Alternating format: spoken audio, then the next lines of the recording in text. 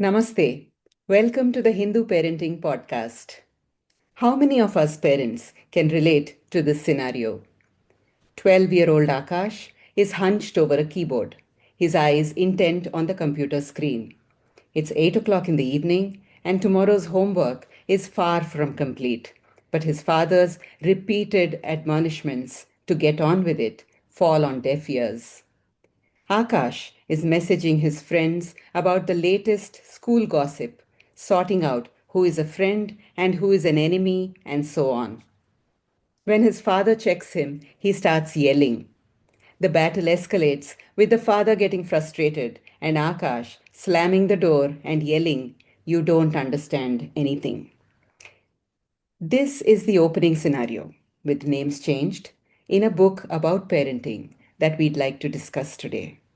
The book is titled Hold On to Your Kids: Why Parents Need to Matter More Than Peers.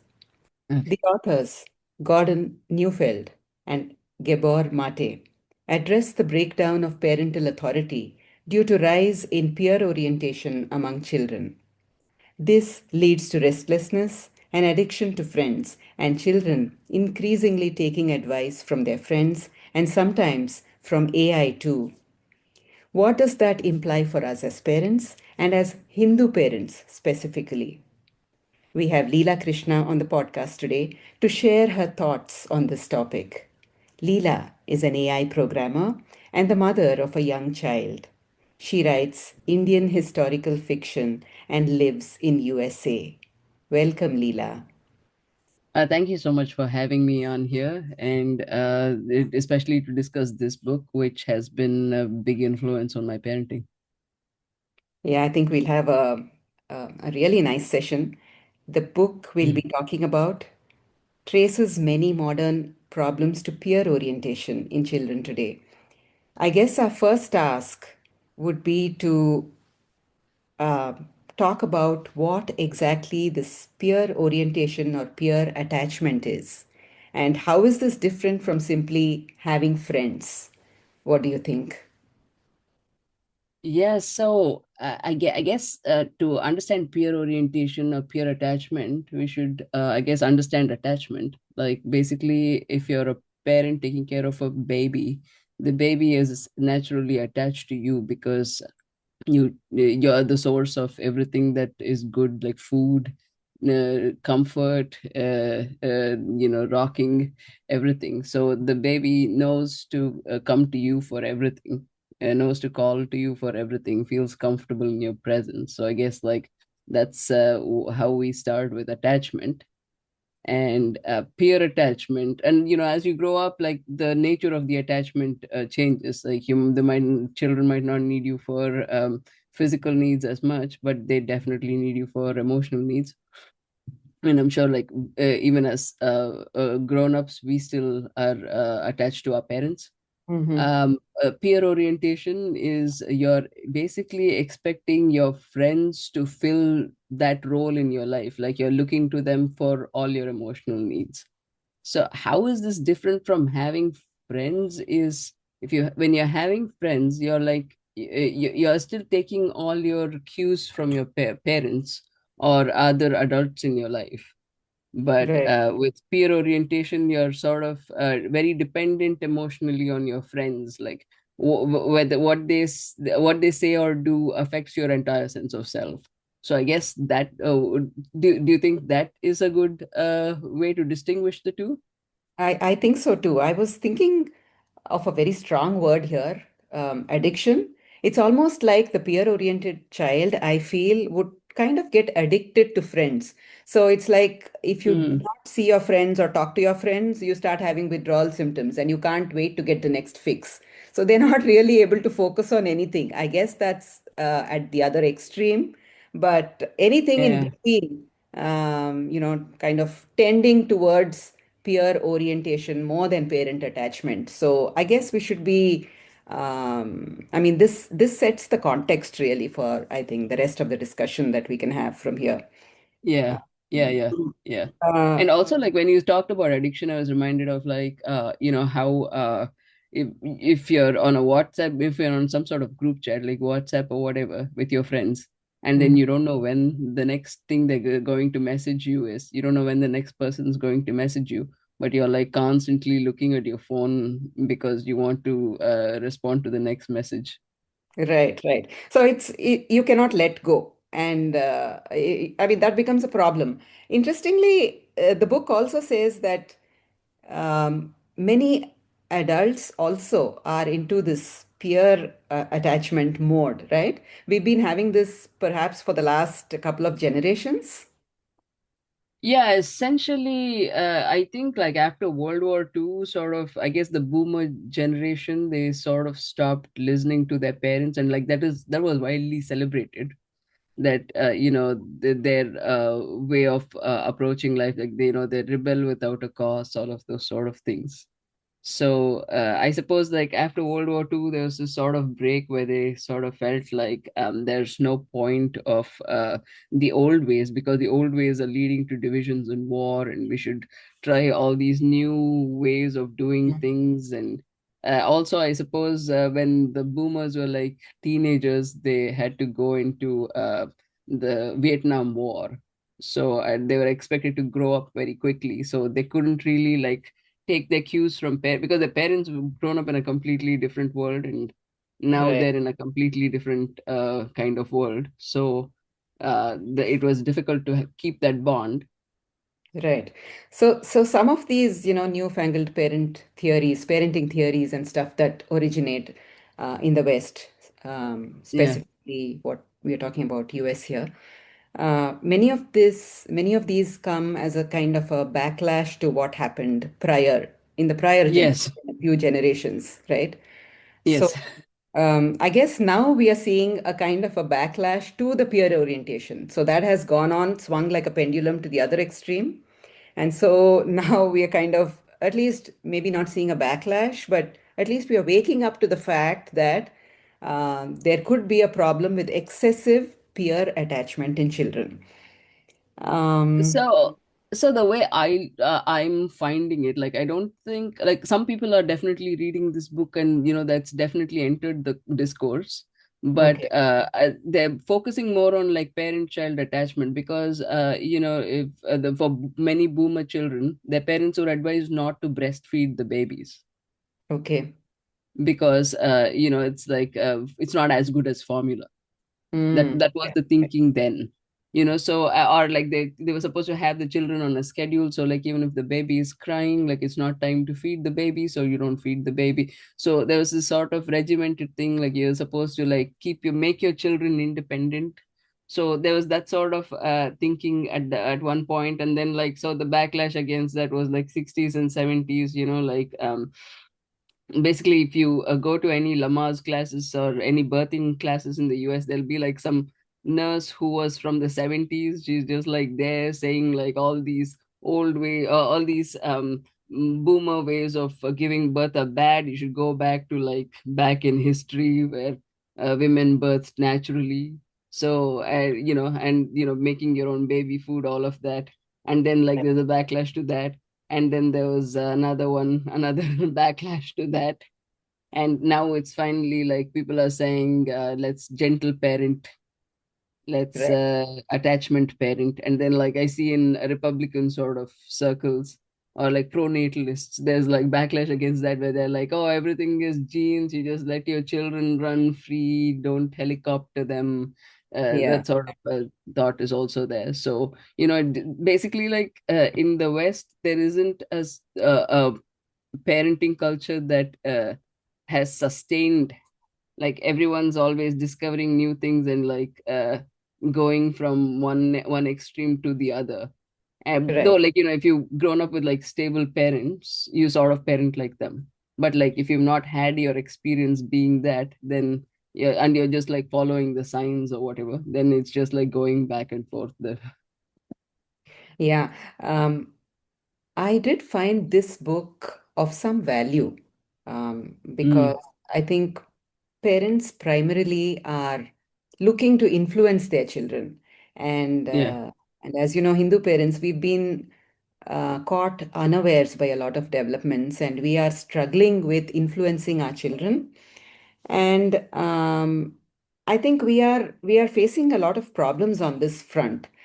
The very fact that it talks about parent attachment as a way to influence your children long term first caught Mhm. my eye about this book. And it's a very dense book. And I have to tell you that I think this has been the most difficult podcast to prepare for because the book is so dense. It's every chapter there's like some the whole page is full of highlights essentially. Full of highlights. And then when you read something, it feels like this is really important. And you can't have, so many hundred pages condensed into, say, a 40-minute podcast because it does bring up a lot of important points that I think modern parents need to know. And we Yeah. will talk about the Hindu perspective a little bit later. But Hmm. but first, how is peer attachment different from attachment to an adult caregiver, a parent? I mean, what are the factors that make it so different and so dangerous? Right. Peer attachment is Right. quite dangerous. We'll see why, but why is it that it's? I mean, how is it different? Right.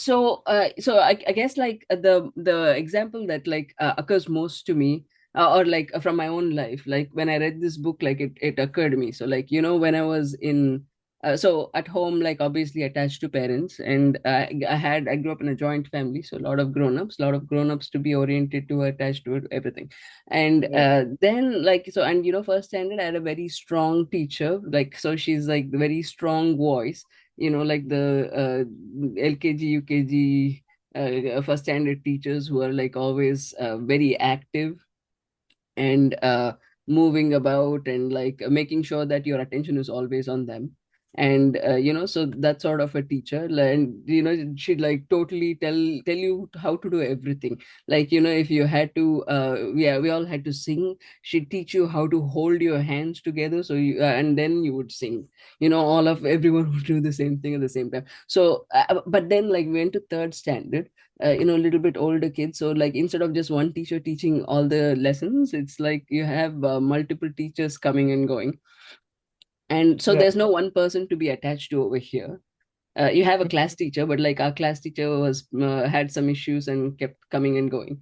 So I was like really confused about like what who I should pay attention to, and the teachers weren't like strong personalities either. So like there's no one clear person to be attached to. So like what I was so the only thing that was stable for me is I had to the kids around me who were sitting around me, and I knew that they were there. They're always there.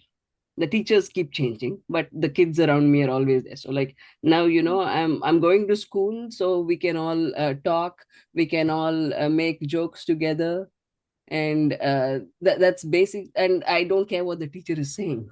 So basically like a grown up, when you're attached to a grown up and the grown up is sort of orienting you around them, Mhm. they're mature and they also know what's going on, and they know what to do if you're being vulnerable, or if you're like I don't know what to do.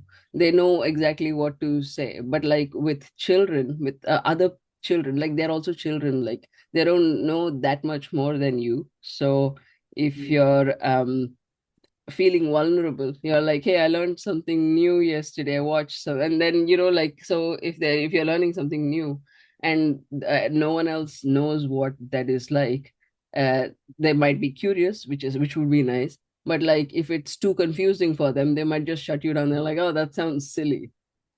you Yeah. know Yeah. and To, if you're taking your yeah. cues from them, then like you're thinking like, oh, okay, it's silly.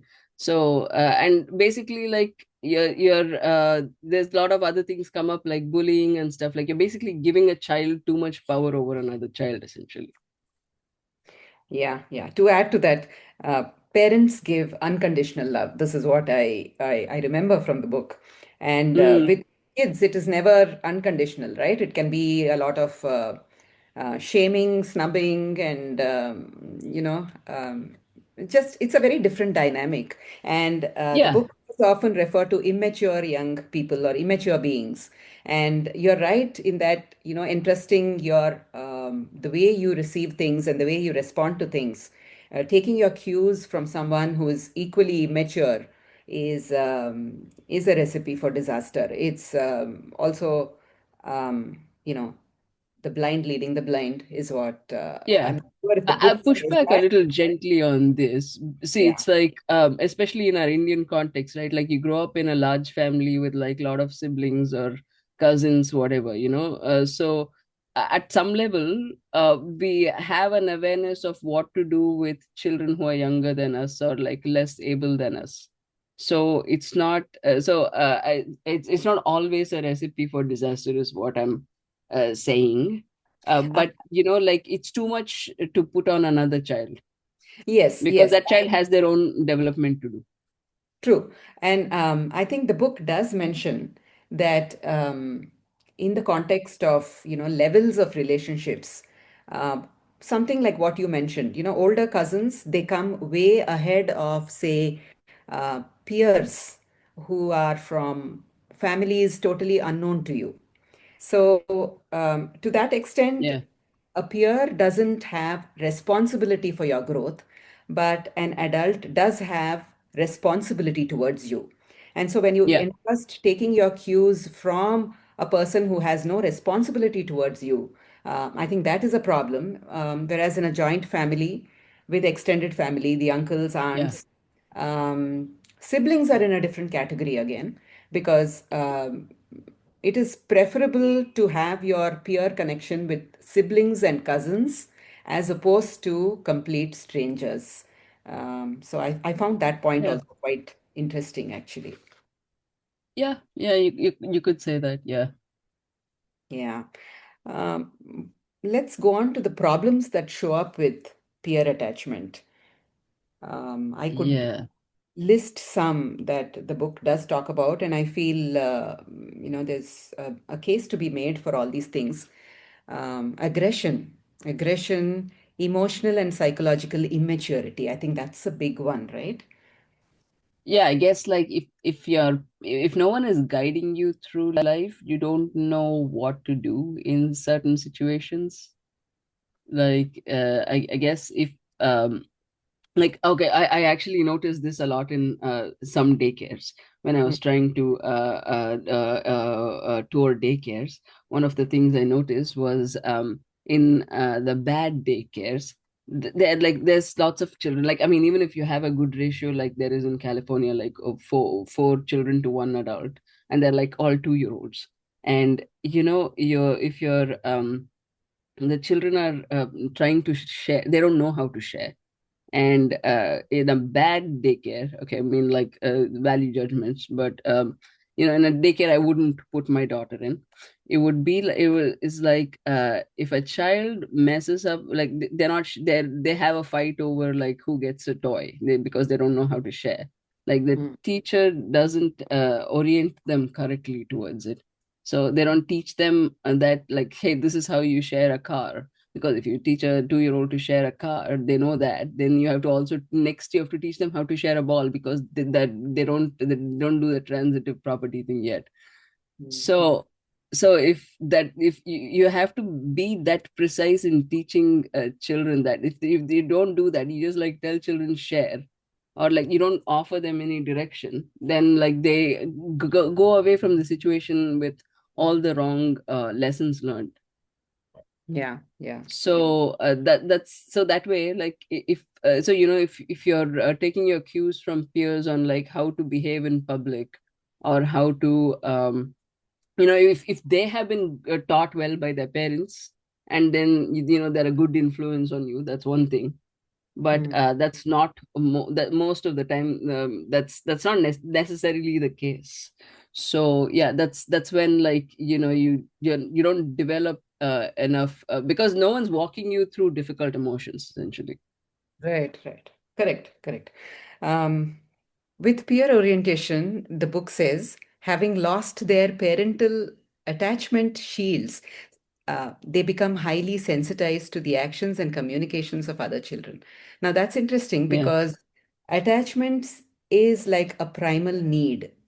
Children are born with a need for attachment, and Mm, the parental attachment decreases. That is a kind of a shield before the children are mature beings who can go out into the world and form their own relationships. It's almost like if you think of a little toddler, hiding behind the mother and looking out and taking all the cues from the mother. And the mother um, tells the little child who can be trusted and how to respond to situations. And I Yes. think many of us lose track of this after toddlerhood. We kind of assume that children are ready to socialize immediately. And the book Yeah. warns us against that because the parental attachment should be primary for a long time, actually. And that provides some kind of a shield. And if you lose that and directly go into peer attachment, then it leaves you vulnerable to the things that other children could throw at you because they themselves are very immature beings, right? And so, what I did find interesting is that we need to re-establish the power of adults to protect children from other children and from themselves because they're not yet ready. Yeah. I mean, I so generally, like, so we usually have an instinct to do exactly this, but like that we, as parents, like you end up second guessing that instinct, which I found happening a lot. Like if I had not read this book prior to having my child, I would have been very affected by a lot of that. Like a lot of people would be like, your child is too shy, Hmm. and you should put her in daycare so that she learns to socialize. And I had realized, like, I do not want to do that because I don't think her emotional needs would be met to the extent that it would with one-on-one care. And children don't really socialize until age 3. So so it made, so I was able to have that conviction. But like there are these constant messages that keep coming to young parents, that are telling them to separate from their child or create some sort of separation. Or like, for instance, a child is going to preschool or something, and is new. So the parent is just like, is just like all day the kid is just waiting to run out the clock until mom comes to pick them up. So that's a reasonably common experience. And there's like a positive and there's an attachment focused and way, and an attachment disrupting way to deal with it. Like some parents, they basically like I've noticed that they try to cut their attachment to the child so that the child gets has no choice but to be attached to the people at school. But but I guess I because of this book, I realized like that's not the way to do it. The way to do it is to make sure the child gets attached to the teacher. Yeah, So like, so there are these constant messages that are so for instance, you go and you basically like so what I ended up doing was like to so this is like is only possible because like a very small daycare. Typically like some schools allow this, some schools don't. But essentially like getting the like under 3-4 years old, like you basically like spend a few hours with the teacher and child, and basically every time the child comes to you, you redirect to the teacher. So now the child gets attached to the teacher, like, because the child knows that you the parent trusts the teacher. right. Yes. Yeah. So you're sort of like redirecting and reinforcing that sort of attachment.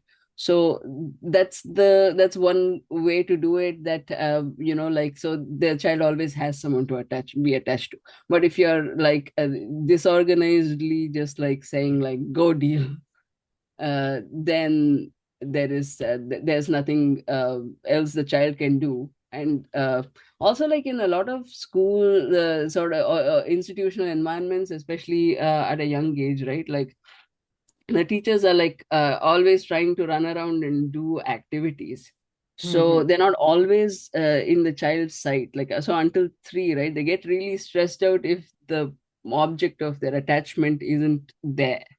Yeah, and that too, it's a new sort of situation. Like some kids get more upset than others. Some kids are really calm.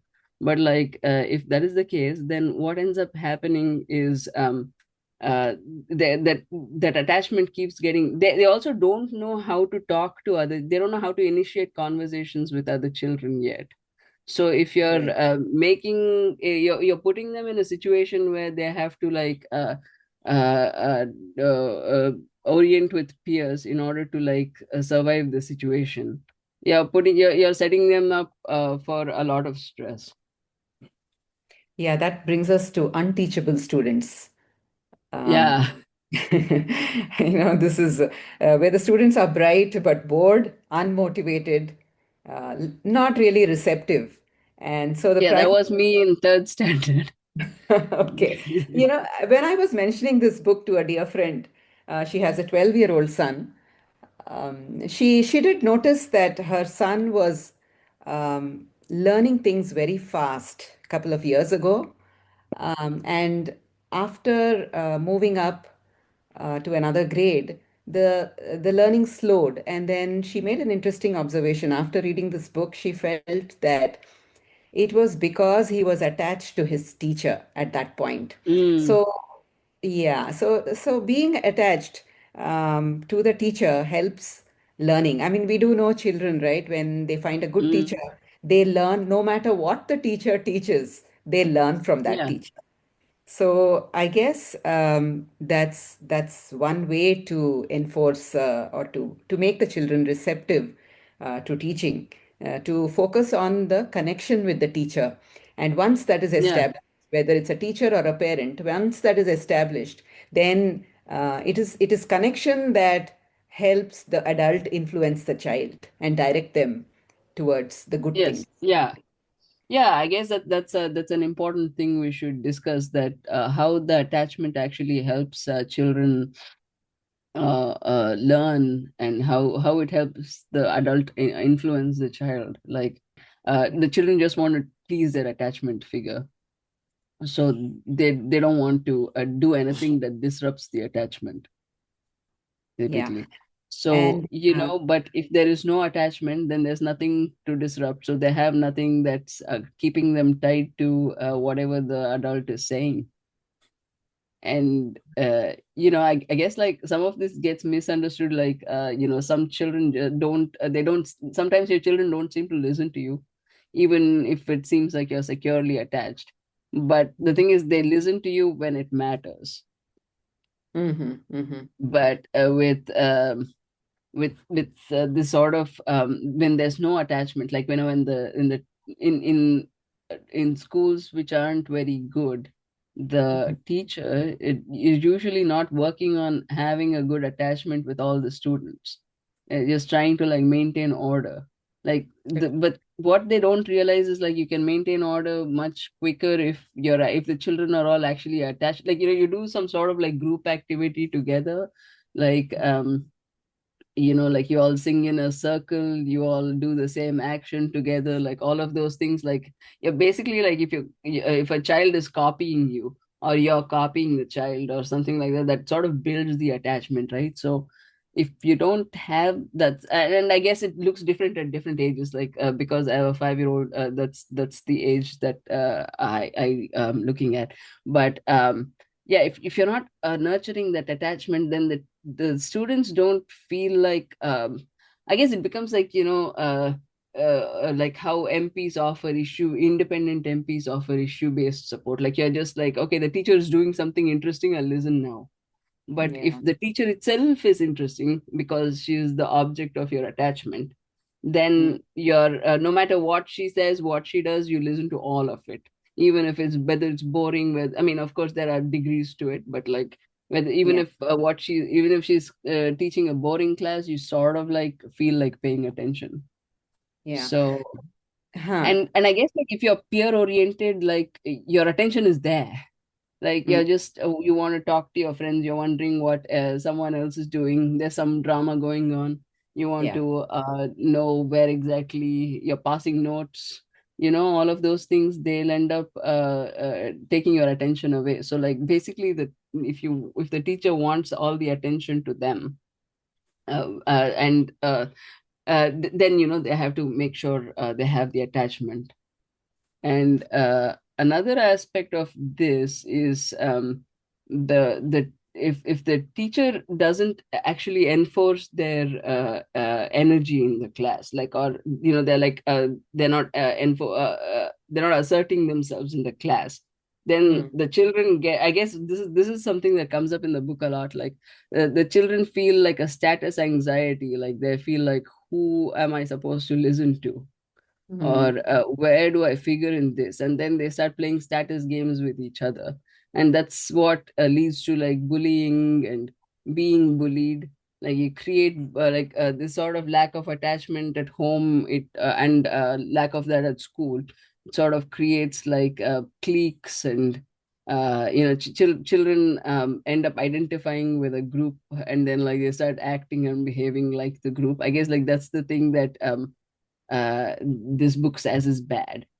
Yes. And like some parents might not actually not everyone might agree with that this is, because it just sounds like having friends. But like the thing is, you get all your cues from what your friends are doing instead of like thinking for yourself. Yeah. So And yeah.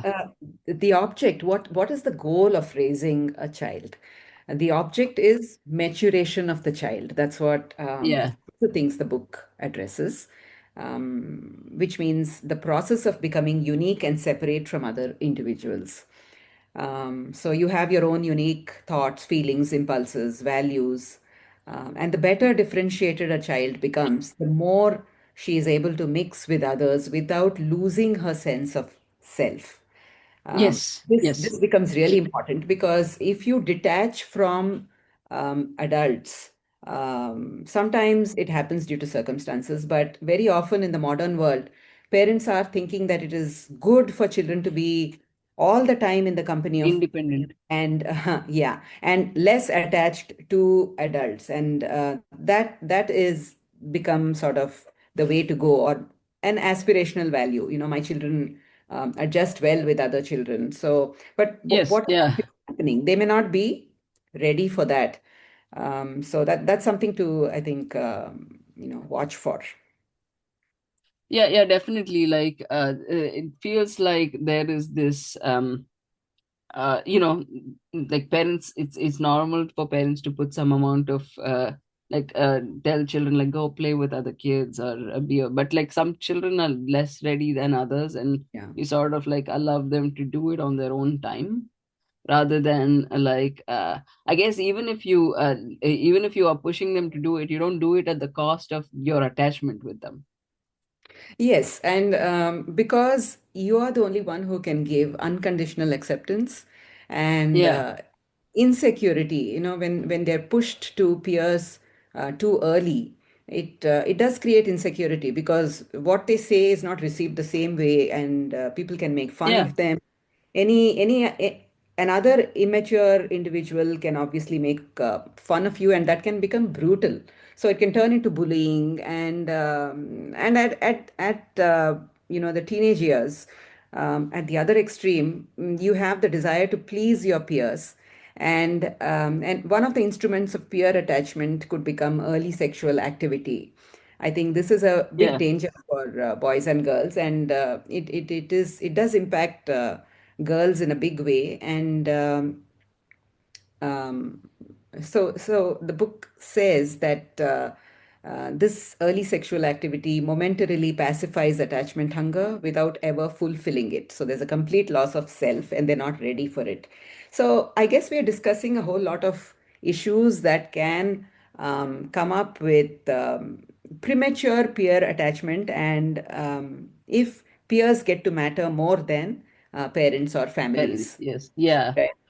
Yeah. Yeah, And basically if you're taking cues from children, and children are like, it's a group of children, just like trying to figure out like how to lead each other, yeah, yeah, and like trying to play status games along the way to establish that hierarchy.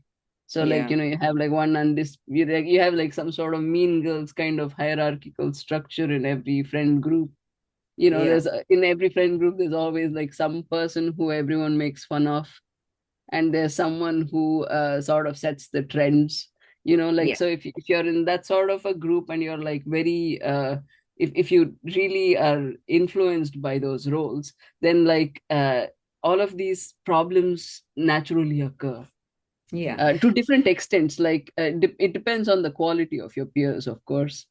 Yeah, exactly, exactly. So, if you can curate the peers that your children are interacting with, so let's say you have a community and Mm. of like-minded people with similar values, and then you can curate their friendships. I guess there's nothing better than that, which is why perhaps siblings and cousins matter more than peers whose parents you don't know. Um, I guess the thing I took away from this is it's sure you might be in agreement with values with your friends and relatives, but like the value here doesn't come from just even like if you're just cousins being peer oriented and running wild and parents are not involved, that's not that great either. the right. the thing that is important is that you know the parents, and the parents of those children, they respect your parent child bond, you respect their parent child bond, and so you hang out together as friends, family. So the children, so that way, like the children also know to respect your bond, because they're there. Uh, how do I put it? They are getting to they know you as a mother, as a parent child unit, and you know them and their parents. So like you're sort of saying like, yeah, it's okay to respect your parents, so that sort of familial, that community sort of feeling, that is important, because like then they're not just children in isolation, they also know that there are parents involved. That's so, and they come to each other's houses and they know other parents. So, and they also like have some sort of friendship, some sort of feeling towards them. So so that way they respect the parent child relationship, so they might underline that, rather than like if it's someone else who doesn't care, someone who has never met the parents, or someone whose parents you've never met, and they don't know enough to respect what values you're transmitting to your child. Yeah, that's actually a very good point.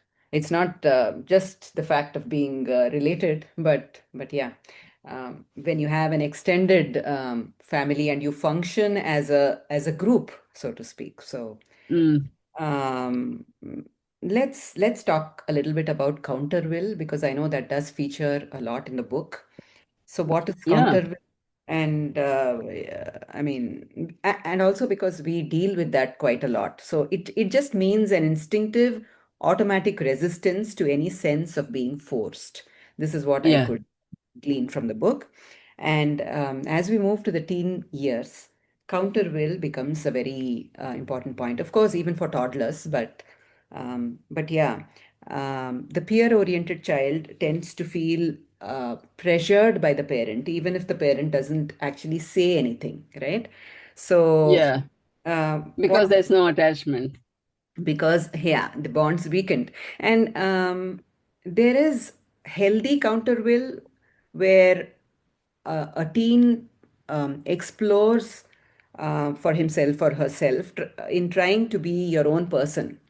And Right. then there is peer-oriented counter will where you are rebelling against your parents, but in a very limited way. That's not really to find yourself or get in It touch. is in service of your peers, It is in service of your of peer. of the values of your peer group, Yes. essentially. So, in other words, you are rebelling against your parents, but you are going to capitulate to somebody else's will. So you're setting up Yeah, yeah, the will just for it to be in.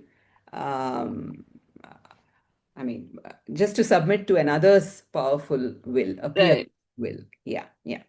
Yeah, I guess like most parenting discourses in some way about this counterwill. So counterwill is like for like the best example is sometimes I tell my kid, like right from when she was like 2 or 3, it would be like I'd say something and she'd be like, no.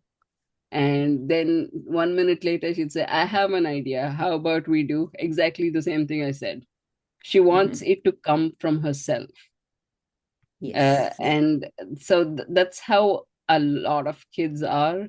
And I feel like, okay, this is my personal opinion, but like I feel like we get so carried away with wanting to impose our will on our child, and we get so anxious about like if we don't do that, then we lose our children. They're not going to listen to us ever. But Yeah. I guess if you have that attachment, then you can give them room to do that, because you know eventually they're going to copy you. Like you might say something today and they might not listen, but like in 3 days later they do the same thing, and then they'll remember the thing you said before, and they would have seeped in by then, and then they're just like calm. They just like obey what you said then. So Yeah. I guess without, if you don't have that attachment, or you're not aware that that attachment itself is a protective thing, then like a lot of parents they try to counter the counter will with discipline. Yeah. Yeah. So, and that sort of discipline, sometimes like it ends up disrupting your bond. It ends up disrupting your attachment. Yeah. So I think it's important to make a case for being perseverant here. You don't give up Mm. too soon. It doesn't mean that you cannot influence your child or that you should not be disciplining your child, but there's a way to do it. And that is not Yes. necessarily by locking horns with them. But, and this is in the chapter on discipline, right? I mean, I'm kind of summarizing. Yeah, that was so great actually. Like that really it helped me a lot to read that, because like so I talk about this sometimes on Twitter as well, but like my child is very strong-willed. Mm, And so I was also a very strong-willed child. And so I sort of understand how that mindset works. And it didn't feel right to like say no to everything. Like the typical approach in my family would have been like, okay, you gotta like make the child compliant. yeah. But that it instinctively didn't seem the right way to me. Like and also like when it's a small child and trying to do things like do things in their own pace, like and they're not doing it exactly like you, like what are the consequences? Very little. So I was like, okay, like it seems like a reasonable request to want to do x after y instead of y after x. So why Yeah. not? Like so those sort of things, like I was much less disciplined than my parents, much less of a disciplinarian than my parents were. And Mm, somehow like it just was fine. And that's because like in the book they tell you to they tell you to like focus on the attachment before focusing on influencing them. So like right. you when you catch them doing something wrong, you connect with them about it, like, oh, this is what you're doing, I see what you're doing. And then you might tell them calmly, like, okay, this is not what we do, don't do that next time. Yeah. And And in this context, I think silence is a super skill because when both of you are agitated and the child is doing something wrong and mm, you have completely lost it, that's probably not a good time to, force them to listen. So yeah, yeah. you calm down in order to establish a connection and then get the child to listen because otherwise the child is not receptive and you are only pushing them away and that's not a good thing to do. I mean, pushing people away probably worked a couple of generations back because they had nowhere else to go. But today that is not the case, and there is peer orientation. There's a lot of influence outside, and so See, in previous generations, how it would go is like, because I mean, like not that I'm necessarily an authority on this here, but I grew up in a large joint family. So like one parent to one adult could be like very strict, Mm, They'd be like, how dare you do this? You're being, or they'd like even hit you or something. But then like there are other adults in the same house who will swoop in and be like, okay, like you did something wrong, let's deal with it, let's talk about it, let's figure out like how not to do it next. So there's someone else who's like repairing that attachment. mhm, mhm. So, but Yeah. if you're growing up in a nuclear family, then there's just mom and dad, and usually like parents are taking turns taking care of the child while the other one does chores or work or Mm. socializing, whatever. Yeah, in a joint family, like even if some one adult was very strict, some other adults are not strict. They're able to like talk, so that strictness is there, but then there's other calming effects. Yeah, basically, Uh, like if there's a nuclear family, there's no one to do the repair. Like parent only has to be strict. Also, parent also has to do the repair. So like it's really difficult to do all the roles. So we have to be more circumspect in how we discipline. right, because we cannot afford to push the child out of the family circle anymore, the circle being really small. The circle is really small, yeah, Yeah. So, and there's much fewer opportunities to keep repairing this, yeah, especially yeah, with recurrent issues. If your child is constantly doing something wrong, yeah, like they're in a pattern of doing something wrong, then and you're scolding them every time, that's like disrupting your attachment every time, and then it just goes in a downward spiral. yeah. So you need a Uh, different strategy.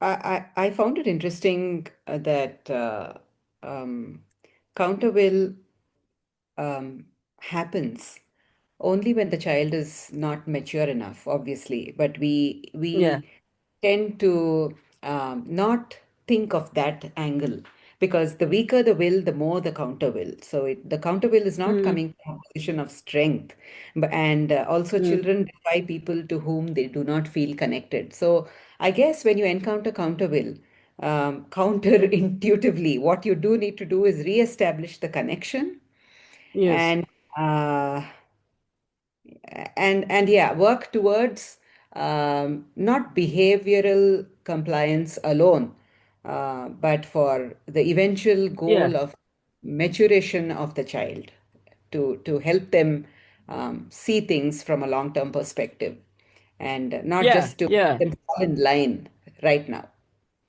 Yeah, it's not just about this, like you can force compliance in each situation somehow, but what are they learning that they can apply the next time?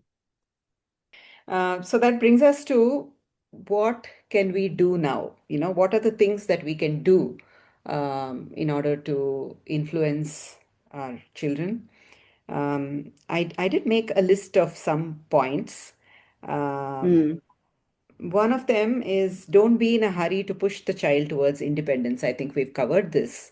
Uh, Yeah, yeah, that's very important. you And are, yeah, you're needed for your child for a long time, and there is no hurry to push them out towards independence. So, you can exert your privilege, power, and authority, but in a way that doesn't provoke counterwill, and obviously in a way that is good for them, with the eventual goal that they will be mature adults themselves. So you act as the child's compass point, orienting the child, which we did discuss in the case of, mm, the teacher. So once the parent yeah, approves a certain teacher, then the child attaches to that teacher and starts learning yeah, from yeah, there. Of course, stay connected and make the relationship the priority and not take that for granted. So we discussed that also with wear and tear repairs, how relationships can be repaired, and our goal here being to maintain the connection and not to strain the relationship or the connect itself. yeah, Um, yeah, that becomes very important because as we discussed, like there's no, you're running out of places the child can go to. yes. They're gonna come to you only, or they have their institutions to go to. Yeah. Another interesting one is putting restrictions on peer contact, focusing on family interaction. So, a lot of the time, parents willingly, enable the children to interact with their peers a lot more than necessary, I think, right? So we don't particularly see this, but putting certain restrictions on the number of hours that you can have, say, things like sleepovers or what else comes to your mind? Yeah. Yeah, Yeah, I guess like one of the things that ends up happening a lot, like you have your child go to a lot of extracurriculars, and I guess like that's a sort of structured environment. But basically, like if you're spending a lot of time like not with family, then yeah, how are you going to build the connection with family, right? yes. How are you going to build the connection? And also like one of the things that I notice is a lot of parents there's a prevalent thought that like if I spend a lot of time with my child, then I'm going to be a helicopter parent. Yeah, yeah, But that is not the case, because you can just choose to not constantly order your child about, or yeah. constantly keep fix. You can wait for, like, it's boring, it's really boring to like just be there and wait, and so that be available, make yourself available to a child so that the child comes and spends time with you, like that. Just it's not very efficient The in terms of how you spend your time. But it's important to hold that sort of space so that your children can they have the freedom to like independently just come and spend time with you. And I feel like if it's like two parents are working long hours, there just isn't that much time for that. Like, you're just very tightly scheduled.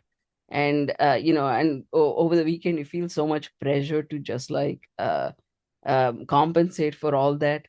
So then like you set up something that's like let's all go out to this family picnic or hike or whatever. And then like that is so much pressure, so you don't so something doesn't go according to plan, then you lose your temper. Like, it's basically like if the focus should not be so much on like the experiences, but like just like being around each other. And because like, if you're just spending time with each other, your values automatically transmit if mm, you're constantly interacting. yeah, there's this fear of spoiling the child, probably not as much in Yes. Indian circles, but still there is. No, Huh, it's and definitely there. Like if you feels like parents are constantly advised to like maintain some sort of a distance. And there's this whole thing of like you should not be your child's friend. I mean, you're not your child's friend simply because you're not the same. You're not that sort of a. It's not that sort of a relationship. Like, yeah, I try think as you may, you cannot be. yeah, being around children and not ignoring their genuine needs becomes Yes, yeah. right. I mean,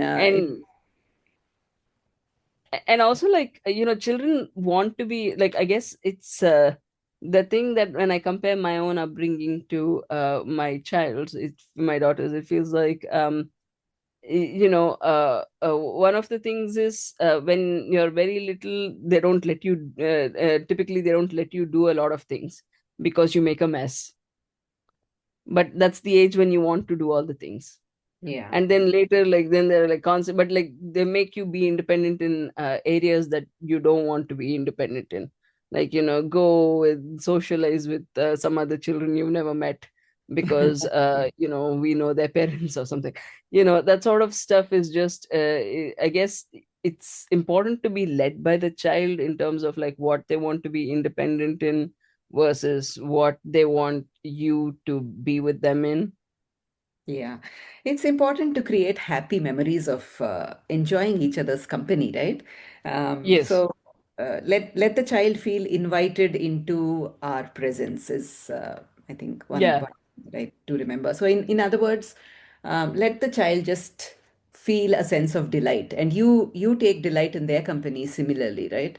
And Yes, yeah, something, that's very, yeah, like you should enjoy spending time with each other together. yeah, yeah, yeah. Um, we can And I probably. guess like one of the things is you just try to do less when you're together.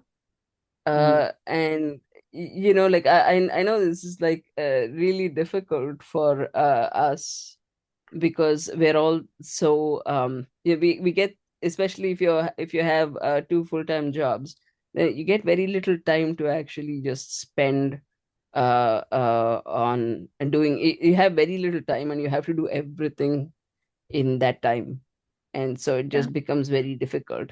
But I guess like whenever we have those choices in the margins, then like choosing the attachment over other things is probably like a nice approach to take. Like you won't always be able to do it perfectly, but that's Yeah. now that you know that attachment is important, it's you can focus on it this way. Yeah. So, what does this mean in the Indian context or the Hindu context? Um, some things that I can just think of if you Hmm. extrapolate this kind of thinking. Building communities, of course, becomes very important. Yeah. And something called the attachment void, because we haven't touched upon it, but an attachment void is when one sort of an attachment is withdrawn, and nature doesn't like a vacuum, so other Hmm. So it's kinds of attachments just take their place. And I think we need to be especially careful with that, because Indians, Hindus, we tend to be generally attached to our kids, and the kids are also attached to yeah. us in many ways. But I think we do have a gaping religious attachment void, right? Yeah, Uh, yeah, we're very good with like so all our every family member feels obliged to come and play with the child, come and bond with the child, come and guide the child in some way or the other. So and they feel obliged to like help the mom and give advice and like sort of orient you in the right direction. And of course, it feels very intrusive in a lot of times, but then like in hindsight it most people seem to be fine with how things go. I mean, this is assuming like you have good relationships with all the people in your family. If you yeah, don't, like, then it's a completely different conversation. But essentially, like, we have a lot of people who are like very invested in the child. So a lot of adults, and there's a lot of adults to orient the child in a sort of positive nice way yeah, in many different aspects of their lives. But like when we move abroad, right? Like the biggest thing that I notice is I mean, we're all on visas. So mm, typically, so like you can't not work a pretty demanding job. mm, So and so there's no, that leaves no time to build a community. It leaves no time to even nurture, like you don't even get days off to celebrate your festivals. So like right. how are you going to make positive memories of festivals, Yeah, or like and also like we are so oriented towards success that like we prioritize that over other aspects of life. I mean, like if most people who do that, they're in a situation where nothing else is really an option. But like now that we're aware, like we can make that choice more consciously is what I feel. And this like you said, that religious void that feels very like resonates a lot with me because there was a statistic recently that like a pretty high percentage of Hindu Americans, like Indian Americans, are like by the second generation, they don't consider themselves Hindu. I don't remember the exact statistic, but mm, it's a significant number. And a big part of that is like there is you know like there's been no there's been very little opportunity to nurture that side of your family. yeah. Opportunity is one thing. I remember reading the statistic too. I remember reading about this. Um, I think a lot of it is just parents not being aware, or sometimes not being interested enough to, bring in that angle. But it is something we do need to think about very seriously, because um, a religious attachment void is just like any other attachment void. It can make your children open to, grooming. grooming for conversion or grooming, sexual grooming also, in Mm, sometimes for conversion.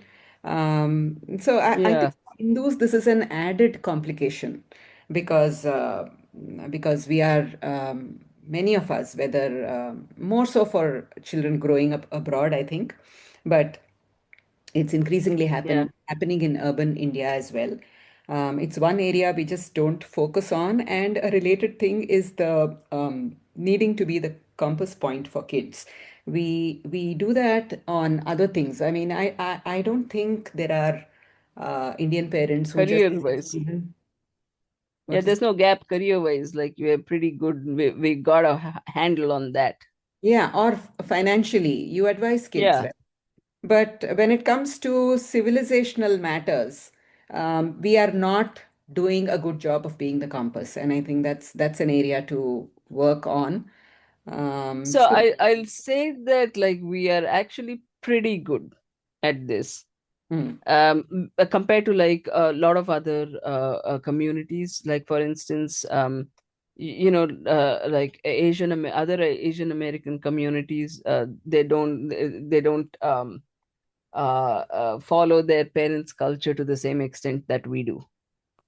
That's definitely a thing I've noticed. And but I- are you drawing a distinction between culture and religion here?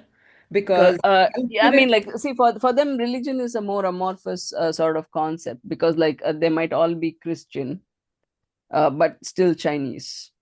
yes. So like, or even if you take that for instance, like they might choose a different kind of church than the one their parents went to. Hmm. Yeah. So I don't know the statistics, but like in my personal experience, like there's a lot less like parent-child conflict in Indian communities versus others. Like even no matter how much we complain, like the Hmm. level of conflict and the level of connection, it's very different. So I feel like we, especially like in early childhood and stuff, we spend a lot, we invest a lot, and I think that pays off pretty well. So Okay. even no matter what other issues you have, like parents are immature, your child is getting attached somewhere, like whatever, like you sort of know you have that sense of normalcy, so we're able to manage that. What Yeah. we the issue is like we don't seem to have an idea of like parents themselves, like especially like those who immigrated before the 2000s, they themselves don't have a strong idea of religion, so what can they transmit? Yeah. Because the people of that age group generally, that they tend to be confused about their own approach to religion. Like they might not want to like they might believe in like more secular values, so they'd be like Hindutva is bad because they have that very 90s idea, because it came from the media that it came from then. So Yeah. if they themselves don't have an idea, then like it's difficult for them to transmit it, difficult for them to like take a strong stance on these things.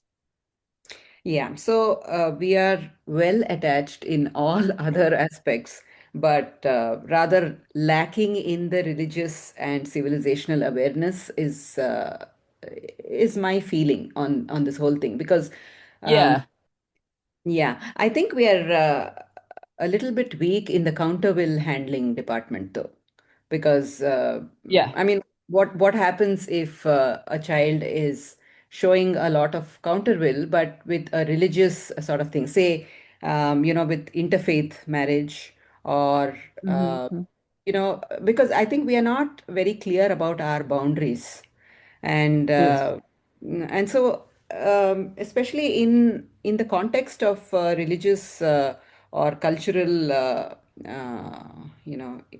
temptations, I think one test of a healthy counterwill versus the peer oriented counterwill is, can you say no to your friends?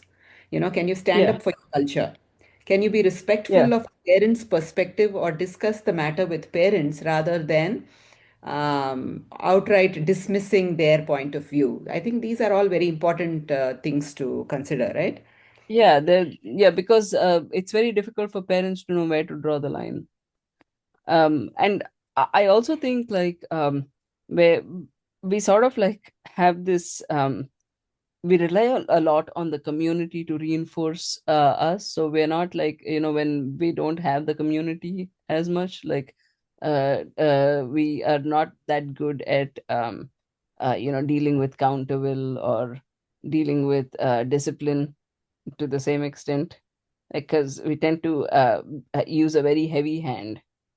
We do. And I think sometimes that sets the children against us. Um, Yeah. and this is particularly noticeable in matters of religion and culture. This is what I've noticed.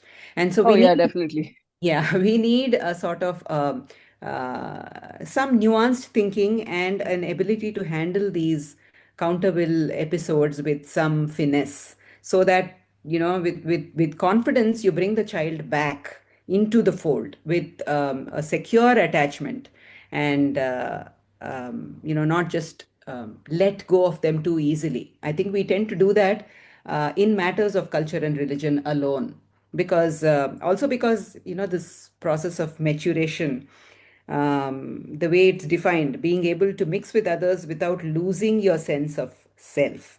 For Hindu children, the differentiation is already very muddled. Therefore, I Yeah, think it's I'll lose oneself, also. right? We don't Yeah. teach them what it means to be Hindus and stand up for yourself. I think the primary thing, of course, is not to lose the connect, because it's clear that we have more questions than answers, because Yeah. Hindus are diverse and we are accepting Yeah. of people. And nobody has explained to us many of the questions that we are as parents struggling with. So Yeah. it's normal. I think these are some of the conversations we need to continue to have. So the last point being about vertical transmission, I think that becomes very important, because vertical transmission of culture, religion, language, Mm, even with something like classical arts, it holds on to the ancestral attachment bond uh, very well sure. compared to what others face. So this is something we have going for us, I think.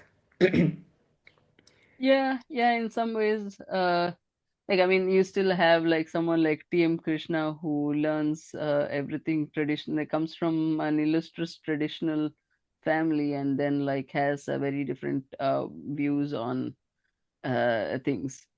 So Right. I So feel that like that it's of course could be a parental failure in his case, of course. I mean, I guess he didn't right. attach properly, so Yeah, and went because to like the peer I see attachment. in yeah, because I see in among Indian Americans, there's like people who are like very traditional, like they've they see themselves following their traditions as a form of decoloniality, but they're also like aligned with like other things that make you question other aspects of Hinduism. Yeah. So So like, so I guess like at this point, like you just have to have those conversations with your parents. Like you should be able to talk to your parents about these things rather than like feel like they won't get it. yes, yes, and clearly, I mean, this is the first of many conversations that we could have on all these topics. So today we look upon parenting as a skill to be acquired, as a science that can be taught, or as a craft that can be honed to perfection. This book reminds us that parenting is first and foremost a relationship. It is about bringing power and authority back to parenting through attachment. So that brings us to the end of this conversation. Thank you, Leela. Thank you for your time and for this really scintillating conversation that we've been having. We need to explore a lot more topics like this and have conversations like this going about modern Hindu parenting. Thank you so much. Yeah, thank you so much for having me. Listeners, this is the first podcast in a series exploring modern parenting from many different perspectives. In a future podcast, we will take up the Vedic Panchakosha framework as the basis for Hindu parenting. Please share this podcast, subscribe to get all podcasts in your email inbox, and follow us on Twitter or Instagram. Until next time,